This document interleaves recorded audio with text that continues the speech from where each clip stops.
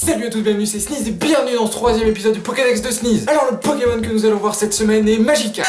Haha non. Cette semaine nous allons commencer à prendre les Pokémon que vous m'avez suggérés dans les commentaires des vidéos précédentes et le commentaire de cette semaine est...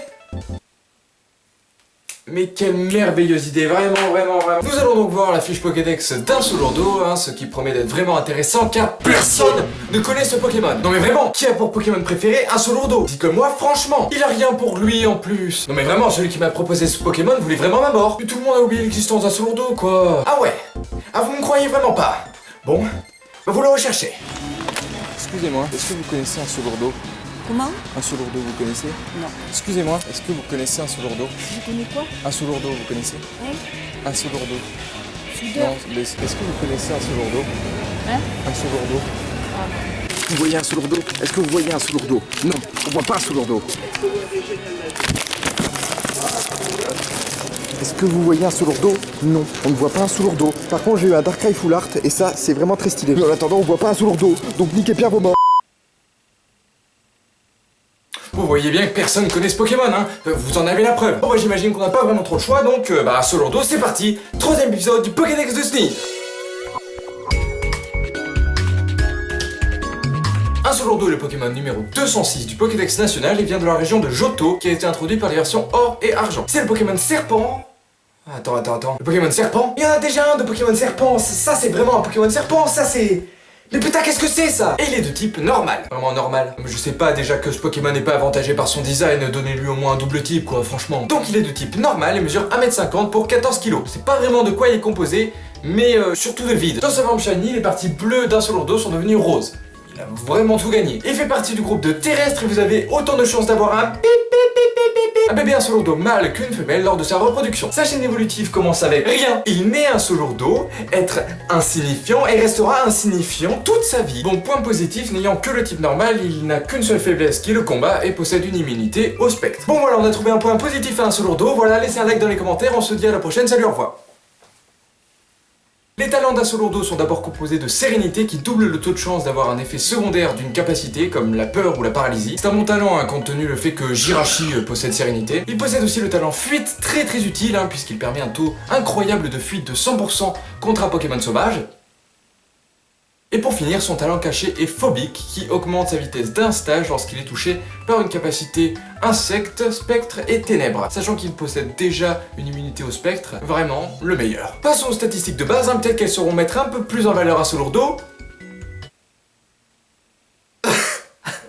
Sa plus forte statistique est donc 100 en PV, accompagnée d'une défense incroyable de 70 et une défense spéciale de 65. Côté attaque maintenant, il possède 70 en attaque, 65 en attaque spéciale et sa plus faible stat est sa vitesse composée de 45. Vraiment, des statistiques polyvalentes. Peut-être pour les capacités, non? Niveau capacité, un Solourdo peut apprendre poursuite au niveau 10, atterrissage au niveau 25, regard médusant au niveau 28 et enroulement au niveau 37. Niveau CT, il peut apprendre la CT13 laser glace, la CT17 abri, j'ai sneezé, la CT24 tonnerre, attends. Laser glace et tonnerre? Non mais c'est quoi ce cheater? La CT80 éboulement et la CT06 toxique. Franchement niveau CT c'est pas trop mal. Attention parce que grâce au donneur de capacité, il peut apprendre piège de roc et psy coup de boule. Si vous avez un Solourdo de la 3ème génération, il peut aussi avoir plaquage ou alors il peut apprendre coup de boule via reproduction. Maintenant qu'on a vu tous les trucs de base d'un Solourdo, j'imagine que vous êtes pressés de voir les moveset que je vais vous proposer. Mais vous vous dites, mais comment fait-il pour trouver des moveset d'un Solourdo? C'est incroyable. En compétitif, il doit vraiment être nul à chier. Et vous avez un peu raison, Mais j'ai réussi à quand même vous trouver 3 moveset pour un Solourdo cette semaine. Un set Axeur, un set support et un set méga. Ah non, vous pensiez vraiment qu'il allait avoir une méga évolution? Bah non, ça aurait été trop beau. Non, il y a d'autres Pokémon qui sont sortis bien après, qui ont pas un design vraiment folichon, qui ont qu'un seul type, mais eux ont eu le droit à une méga évolution, y a pas de souci. Alors que lui, l'être insignifiant qu'il l'est, n'a toujours rien reçu. Depuis la seconde génération, il demande juste à avoir un sens à sa vie, mais Game Freak ne veut pas. Voilà. Bon bref, je disais un set Axeur, un set support et un set plénitude. Le premier set est donc un set Axeur. Les hacks sont la chance que vous pouvez avoir, genre avec la paralysie, la confusion, la peur, tous les effets secondaires qui impliquent la chance. Et le talent sérénité d'un solo lourdeau permet de jouer autour de ces hacks, puisque sérénité, comme je l'ai dit, double la chance d'avoir un effet secondaire. Donc ce moveset sera composé de plaquage ou coup de boule, d'éboulement ou de psy-coup de boule, d'atterrissage et d'enroulement. Niveau nature, je vous conseille prudent qui baissera l'attaque spéciale et augmentera votre défense spéciale. En talent, comme j'ai dit, sérénité. Et en objet, le petit reste qui va rester jusqu'à la fin de l'épisode, hein, vous allez voir. Reste est un objet qui restaure un 16e de vos PV à la fin du tour. En répartition des EV, je vous conseille maximum PV, maximum défense spéciale et le reste en attaque. Comment fonctionne ce set? Eh ben c'est très simple, vous essayez d'envoyer votre un solo lourdeau sur le terrain, je sais pas pourquoi je prends cette voie là, j'ai bien dit essayer parce que bon, c'est pas très facile, voilà. Là vous essayez de faire enroulement qui augmente votre attaque, votre défense et votre précision. Puis après vous pouvez faire plaquage, ou alors si vous n'avez pas plaquage, bah coup de boule, mais la puissance de coup de boule est de 70 et celle de plaquage est de 85. Plaquage a 30% de chance de paralyser et coup de boule a 30% de chance de faire peur. Ou alors vous faites éboulement qui est de type roche et qui a aussi 30% de chance de faire peur, ou psy coup de boule de type psy qui a 20% de chance de faire peur cette fois. Si vous n'avez plus de PV, vous faites atterrissage pour en récupérer et voilà. Voilà, on a tout dit. Comment ça, ma veste a disparu?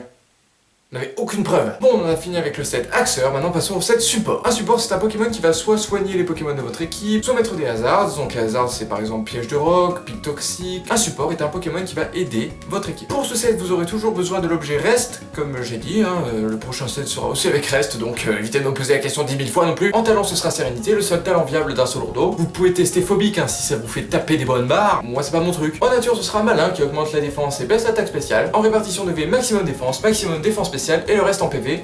Vous pouvez aussi augmenter un peu les PV et baisser soit la défense spéciale, c'est libre à vous. Mais sachez que cet un solo lourdeau doit être vraiment défensif. Si vous augmentez l'attaque, ça n'a pas vraiment d'intérêt. Le moveset sera composé de piège de roc, toxique, plaquage au coup de boule pour le stam normal et atterrissage pour récupérer des PV. Plaquage, comme j'ai dit précédemment, a 60% de chance de paralyser l'adversaire, mais si vous voulez vraiment paralyser à fond, choisissez regard médusant. Donc ce set est très simple, hein, un solo lourdeau sera très bon Pokémon défensif. Il a quand même 100 de base PV, hein, ce qui est pas vraiment mauvais. Vous pourrez faire toxique pour stoller, ou faire piège de roc pour setup les roches et ainsi faire des dégâts à l'entrée des Pokémon adverses et briser toutes les ceintures force par la même occasion. Plaquage ou coup de boule sont là pour faire des dégâts et avoir des effets résiduels. Et atterrissage, comme j'ai dit, vous permet de récupérer des PV. C'est vraiment un Pokémon qui sert vraiment à l'intérêt de l'équipe, à empoisonner les Pokémon trop défensifs, à faire des petits dégâts petit à petit quand les Pokémon rentrent en jeu, vraiment.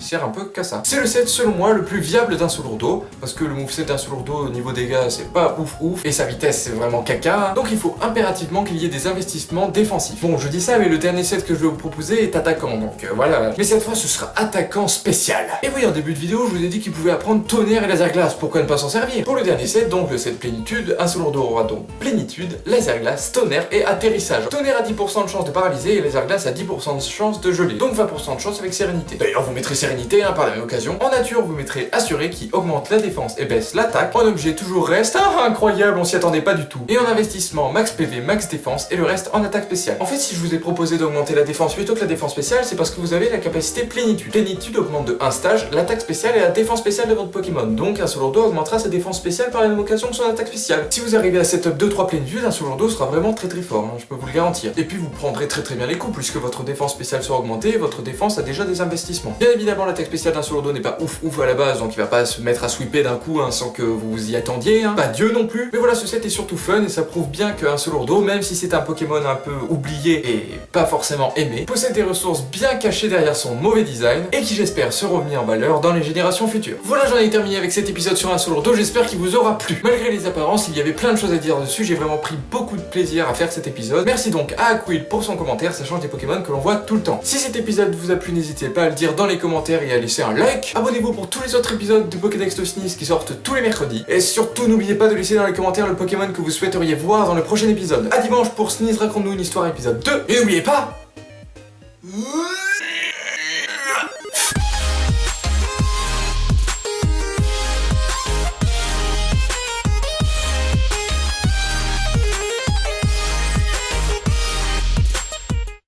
No way! No way, j'ai eu un Darkrai Full Art! No way!